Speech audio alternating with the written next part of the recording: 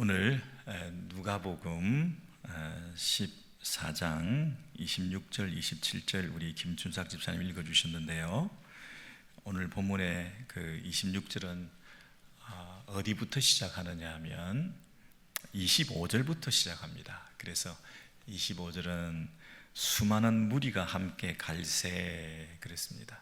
예수님과 함께 수많은 무리가 따라오고 있는데 그때 예수님께서 돌이키사 이르시되 그랬습니다.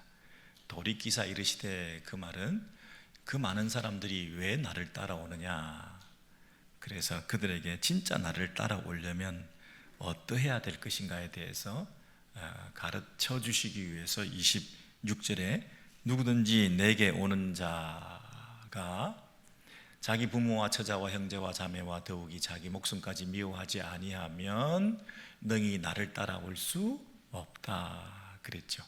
그래서 큰 무리들과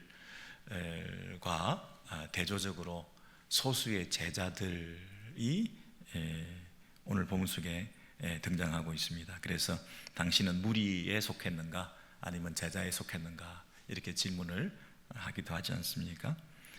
그랬는데 제자가 되는 길은 뭐냐면 많은 것을 버려야 되고 많은 것을 미워해야 된다 그렇게 얘기를 했습니다. 능히 내 제자가 되지 못하고 능히 내 제자가 되지 못하고 그렇게 얘기를 했습니다.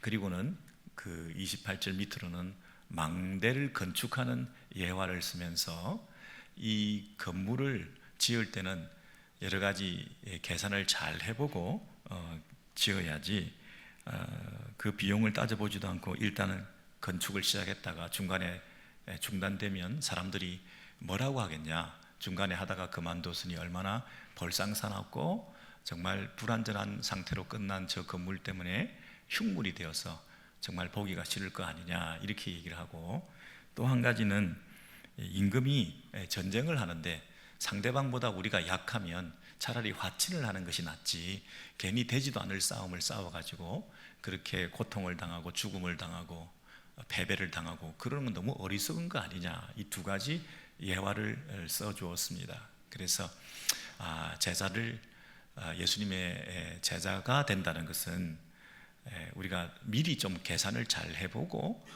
따를 것인가 말 것인가, 공사를 할 것인가 말 것인가, 전쟁을 할 것인가 말 것인가, 내가 값을 치를 준비가 됐는가, 내가 비용을 댈 자세가 되어 있는가, 준비가 되어 있는가를 생각해보고 따라야지 그냥 무작정 따라 나서는 것은 나를 따르는데 실패하게 되는 거다. 예수의 참 제자가 되는데 네가 성공하지 못하는 것이다.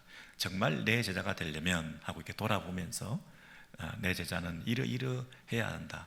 근데 엉거주춤한 상태로 적당히 나를 따라오게 되면 제대로 된 소금 맛을 내지 못하는 존재가 되면 다 발표 존재 의미가 없는 아주 더 초라하고 불쌍한 꼴이 된다 그러면서 34절에 소금이 좋은 것이나 소금도 만일 그 맛을 잃으면 무엇으로 짜게 하리요, 땅에도 그름에도 쓸데없어서 내버리느니라, 기 있는 자는 들으라 그랬습니다. 그러니까 소금이 소금 맛을 못 내면 아무데도 쓸데없다.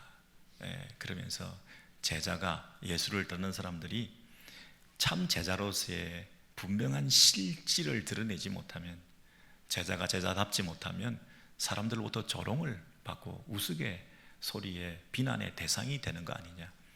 흉물을 보며 건물이 건축되지 못한 채 저렇게 아무렇게나 내던져져 있는 짓다가 만 그런 건물을 보면서 사람들이 혀를 차는 것처럼 가장 웃음꼴 되는 것이 예수를 함부로 따랐다가 이러지도 못하고 저러지도 못하고 세상도 즐기지도 못하고 예수를 확실히 따르며 예수님 앞에 헌신된 삶을 살지도 못하는, 예수와 세상 사이에서 서성거리며 회색지대에서 늘 눈치만 살피고 있는, 교회는 다니는데 제자가 아니고 예수는 따르는데 무리 속에 속해 있고, 이런 방식으로 예수를 믿는다는 것은 참 헌신된 삶을 사는 것이 아니고 사람들로부터 다 조롱받는다.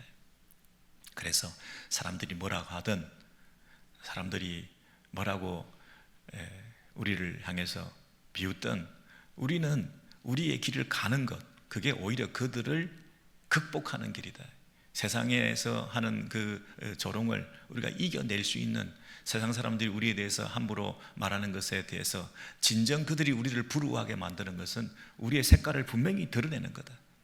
우리의 제자됨을 확실히 하는 것, 그게 사람들로부터 오히려 우리를 두려워하게 만드는 것이고, 우리가 그들을 부러워할 것이 아니라 그들이 결국에는 우리를 부러워하게 되는 그 제자의 길이라는 게 분명히 있는데, 그게 뭐냐? 그게 참된 헌신 아니냐? 우리 빛나는 순에서 헌신 예배를 드리면서 진정한 헌신이 뭘까? 우리가 물질이나 좀 내놓고 시간이나 좀 바치고 우리의 재능이나 좀 들여서 교회를 위해서, 하나님 나라를 위해서 열심히 일을 한다고 하지만, 진정한 제자도라는 것이 뭔가요?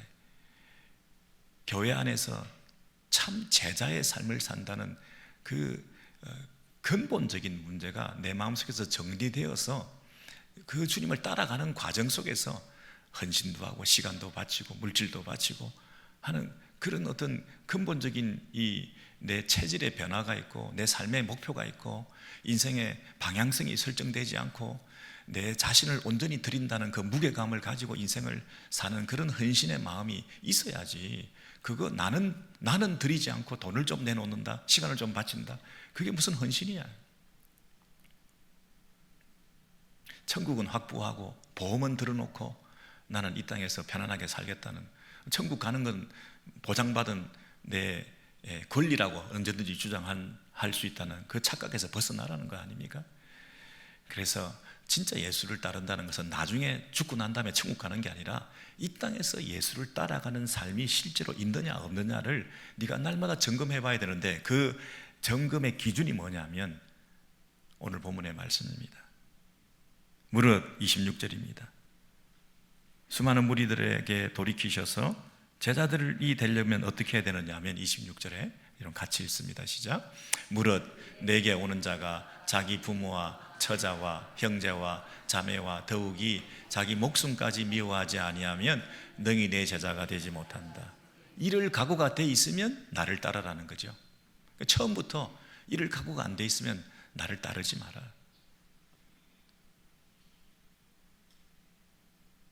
이게 여러분 예수님께서 원하시는 제자의 길이다, 그렇게 말합니다. 우리가 직분자 투표도 하고, 그래서 내가 이제 주님을 위해서 살겠습니다. 목사가 안수를 받을 때 내가 모든 것을 내려놓고 주님을 위해서 살겠습니다. 우리 장로님이나 집사님이나 권사님들이 직분을 받고 안수를 받을 때 우리가 이런 각오 다 했습니다. 내가 모든 것을 버리고 주님을 더 사랑하겠습니다. 그랬는데 과연 그런 질적인 변화가 내 삶 가운데 있었던가 하는 걸 한번 날마다 돌이켜 볼 필요가 있습니다. 내가 사랑하는 게 뭔가? 나는 물질은, 돈은, 내 명예는, 내 인기는 내가 내려놓을 수 있습니다. 내 목숨까지도 때로는 순교의 자리에서 바칠 수가 있겠습니다. 이런 헌신을 할 때가 있습니다, 여러분. 내가 그렇게 따라갑니다. 근데 예수님께서 요구하시는 건 뭐냐면 그 앞에 있는 덕지 붙어 있는 것들이 또 있습니다. 자기 부모, 자기 처자, 자기 형제, 자기 자매, 그리고 자기 목숨, 이렇게 얘기를 하는데, 자기에게 붙은 게 자기 몸뚱아리인 줄 알았더니, 자기 몸뚱아리만 버리면 되는 줄 알았더니 자기에 붙어 있는 그 많은 주변에 있는 가족, 인간관계들까지도 함께 버리라, 이렇게 얘기를 하고 있습니다. 여러분, 자기 부모, 자기 처자, 때로는 사람들이 이렇게 얘기합니다. 나는 사랑하는 배우자가 없이는 하루도 못 살아요. 나는 그이가 없이는 나는 삶의 존재 의미가 없어요. 나는 내 사랑하는 아들, 딸을 위해서는 내 목숨까지도 바칠 수 있을 것 같아요. 내가 대신 아파주고 싶어. 내가 죽어도 그가 살면 되는 거야. 혹시 이렇게 얘기를 하는 사람이 있다면 그 사람은 자기보다 내가 사랑하는 사람을 더 사랑한다는 얘기잖아요. 자기를 버리기보다 내 사랑하는 사람을 버리는 게 더 어렵다는 얘기잖아요. 나는 내가 나를 제일 사랑한 줄 알았더니 내 안에 그 어설픈 모성애나 부성애 같은 것이 결국 자식을 위해서는 내가 나를 희생할 수 있다고 하는 그런 이 자기의 그 바운더리가 가족 관계까지 넓혀지면서 자기를 버려야 될 대상이 나뿐만 아니라 그들까지도 버려야 된다는 거 아니겠어요? 예수님을 따르는데 나만 방해가 되는 줄 알았더니 내가 사랑하는 사람들도 방해가 된다는 거잖아요. 그것을 간파하신 예수님께서 너를 버리고 너 목숨을 미워하는 것뿐만 아니라 너 부모와 너 처자와 너 형제와 자매까지도 버릴 수 있느냐?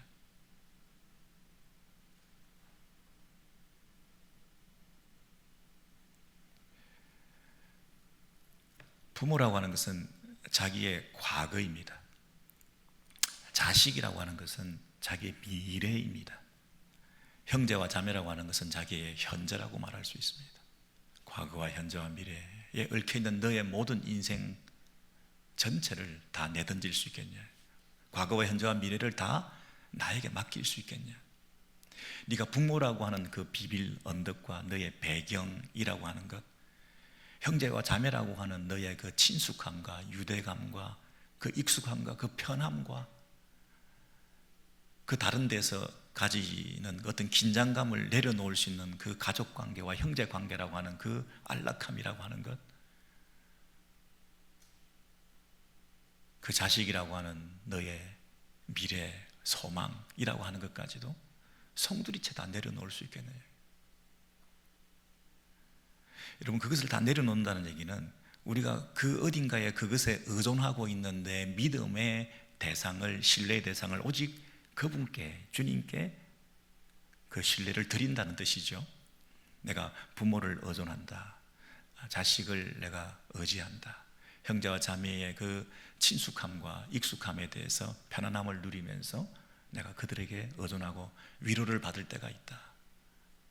경제적으로, 관계적으로 모든 면에서 내가 위로가 되는 어떤 대상, 그를 생각하면 내 마음에 사랑이 솟구치고 소망이 넘치고 내 인생이 살만하고 살아야 될 이유가 있고, 그들이 없으면 나는 죽은 것과 같고, 사랑하는 그가 내 옆에 없으면 나는 삶의 존재 의미를 잃고 죽은 듯이 살고 사는 게 아니고 하는 그런 삶을 살아가는, 그만큼 내가 사랑한 내 가족관계, 내 대상들을 생각할 때 과연 나는 누구를 믿고 있는가? 진짜 주님을 신뢰하면서 모든 것을 그분께 의존하고 살아갈 때 내 과거와 현재와 미래가 다 그분께 달렸다고 하는 확실한 신뢰를 우리 예수님께 맡기고 따라가는 것, 이 땅에서 누리는 안락함과 익숙함과 편함과 친숙함과 그 모든 것들이 사람들과의 관계 속에서 오는 것보다 주님과의 관계에서 오는 것이 더 깊은가? 내가 사랑하는 사람들을 사랑하는 것보다 내가 주님을 더 사랑하는가? 여러분, 그래서 우리는 물질이나 바치는 것도 대단한 헌신이고, 시간을 드리는 것도 엄청난 헌신이고, 내 목숨까지 바치는 순교자의 삶을 사는 것도 엄청난 헌신인데, 주님께서 요구하시기는 그것에다가 조금 더 생각해 볼 것이 있다, 이렇게 말씀하시고, 네가 진짜 사랑하는 게 뭐냐? 그렇습니다. 여러분, 우리는 물질보다 우리의 관계들이 더 소중합니다. 혹시라도 우리가 사역지를 떠난다든지 우리의 공동체를 벗어나서 선교지에 간다든지 우리는 다른 어떤 일을 위해서 우리의 관계들을 떠나야 될 때 너무나 고통스럽겠죠. 예. 돈을 바치라면 바치지만 관계를 떠나라고 하는 것은 너무나 어려운 일이겠죠. 그 관계 안에 있는 그 안전지대에서 누리는 평화라는 것이 늘 기쁘기 때문에 우리가 이곳을 버리고 다른 선교지에 간다 하는 것은 많은 것을 내려놔야 되지 않습니까? 여러분, 사람들로부터 받는 위로가 참 많습니다. 사역자들, 헌신자들, 오랜 봉사자들, 그리고 교회 오랫동안 다녔던 그 친숙한 관계라고 하는 것은 쉽게 내려놓기 어렵습니다. 근데 그런 관계들까지도 내가 가장 사랑했던 사람들을 내려놓으면서도 주님의 부르심 앞에 내가 한 발걸음 믿음을 가지고 내 행보를 묵묵하게 이어갈 수 있느냐, 주님을 따라갈 수 있느냐. 전쟁에서 처음부터 이거 못하겠으면 포기해라. 건물을 처음부터 지으려고 하지 마라. 그런데 내가 주님 따라가는 것에 온전히 내 삶을 다 맡기기로 결정했으면 눈물을 삼키고, 또 때로는 관계의 이별이, 아픔이, 외로움이, 서글픔이, 혼자됨의 그 아픔이, 자기들끼리 아름답게 지내는 그 관계에서 나는 홀로 떨어져서 주님 앞에 나아가는 그 길이 좁은 길이지만 그래도 주님 원하시면 내가 그 길로 가겠습니다.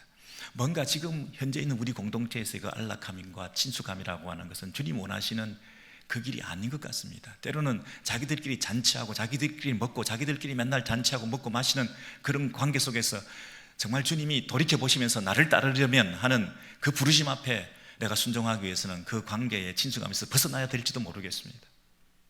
그런 결단이 있느냐? 오늘날의 교회가 과연 유람선을 타고 다니는 것 같은 그런 공동체 안에서 안락함과 친숙함에 머물러 있을 때 정말 구조선을 띄우면서 물에 빠지는 영혼들을 건져나가기 위해서 늘 레디되어 있는 그런 구조선에 내가 탑승해야지 유람선을 타고 다닐 수는 없지 않느냐라는 그런 이 절대적인 주님의 부르심 앞에 내가 눈물을 삼키고 따를 수 있느냐, 이런 결단이 있을 수 있겠습니까, 여러분? 사도 바울은 심지어 장가가는 거가 죄 짓는 거 아니다, 시집 가는 것이 죄를 짓는 거 아니다. 여러분, 장가가는 것은 복받을 일이다, 시집 가는 것은 복받을 일이다 이렇게 얘기하지 않고 죄 짓는 거 아니다, 그러니까 해도 된다 하는 그 말 속에 시집 장가가는 것을 굉장히 소극적으로 얘기를 하고 있습니다. 결혼하는 것도 잘하는 것이다, 결혼하지 않는 것은 더 잘하는 것이다. 여러분, 고린도전서 7장에서 그렇게 얘기하고 있습니다. 결혼하는 게 죄 짓는 거 아니다, 결혼하지 않는 것은 더 잘하는 것이다. 혼자 됐냐, 재혼하는 것, 내가 생각할 때는 그렇게 권할 만한 일은 아니다. 사도 바울이 그렇게 얘기를 하고 있습니다. 재혼하는 것 해도 된다, 죄 짓는 거 아니다. 그런데 내 생각에는 굳이 재혼까지 할 필요가 있겠냐. 아니, 이렇게 소극적으로 얘기를 하고 있으니 아니, 재혼한 사람들이 마음에 좀 상처가 되시나요? 왜냐하면 함께 힘을 합쳐서 재혼을 해서 시너지 효과를 내면서 더 주를 위해서 달려가면 되는데, 대개의 경우에는 매이게 되고 주님을 신랑 삼고 주님만을 내 목자 삼아 가는데 약간의 방해와 장애물들이 되는 일들이 참으로 많기 때문에, 불필요한 소모적인 일들이 참 많기 때문에 이 말세를 사는 성도로서 사도 바울은 감히 권면하기를 굳이 그럴 필요까지 있겠냐. 하는 것이 잘못은 아니지만 안 하는 것도 잘못하는 게 아니다, 오히려 더 잘하는 것이다, 이렇게까지 얘기를 하는 이유가 뭐겠습니까? 예수님의 가르침과 일맥상통하다고 저는 생각합니다. 나를 따르려면 자기 부모와 자기 처자와 자기 형제 자매를 버릴 수 있겠냐, 내려놓을 수 있겠냐. 그 말은 그들에 대한 내 통제권을 내려놓을 수 있겠냐. 가족 사랑이라고 하는 것은 가장된 자기 지배욕이다, 이렇게 말합니다. 가족을 사랑한다고 하면서 사실은 그들을 내가 지배하고 내가 통제하고 있다는 뜻입니다. 그들의 행복이 나의 행복이 될 수 있게 하기 위해서 그들이 내게 필요한 것이지, 과연 그들을 정말 하나님 앞에 오롯이 맡겨놓고 그를 하나님 앞에 드려지는 헌신의 제물로 바칠 수 있겠냐? 내 것으로 만들고 내 소유로 만들고 내 기쁨으로 만들고 내 통제권 아래 두고 내 집의 욕을 채우기 위해서 그들을 내 마음대로 좌지우지하면서 내가 흐뭇해하고 하는 방식으로 가족관계들을 이용하고 있는 것이지, 사랑한다는 미명하에 지배하려고 드는, 온전히 하나님 앞에 그들을 믿고 맡기지 못하는 믿음 없는 짓이지. 내가 책임지고 내가 보호하고 내가 관리하고 내가 위로받고 하는 대상으로 그들을 삼는 것은 진정한 가족 사랑이 아니다, 이렇게 말하고 있습니다. 다 맡길 수 있겠느냐? 너도 맡기고 가족도 맡기고 네가 사랑하는 너 자신과 네가 사랑하는 모든 가족, 네가 사랑하는 사람들까지도 하나님께 오롯이 믿고 맡길 수 있겠냐? 그게 나를 따르는 거다. 여러분, 헌신의 그 잣대는 참 굉장히 높은 것 같습니다. 예수께서 말하시는 그 제자도라고 하는 것은 굉장히 좁은 길을 가는 것 같습니다. 우리가 다시 한번 헌신을 다짐하는 이 아침에 과연 내 안에 사랑하는 것은 무엇인가? 물질, 내 명예, 자기 인기, 자기 평판, 사람들이 나에 대해서 뭐라고 하는가, 이런 정도가 아니라 정말 내가 나보다 더 사랑하는 사람들까지도 내려놓고 주님을 더 사랑할 수 있겠느냐? 그들을 통해서 받는 위로와 안락함과 편안함과 내가 누리는 과거와 현재와 미래에 대한 그 모든 것을 송두리째 예수님께 다 맡겨드리고, 주님으로부터는 내 목자 되신 예수 그리스도 그분만을 따라가는 삶으로서 내가 진정한 만족과 위로를, 안락을, 천국을 누리고 살 수 있겠느냐? 그 많은 무리들 속에 속해 있는 존재들인가?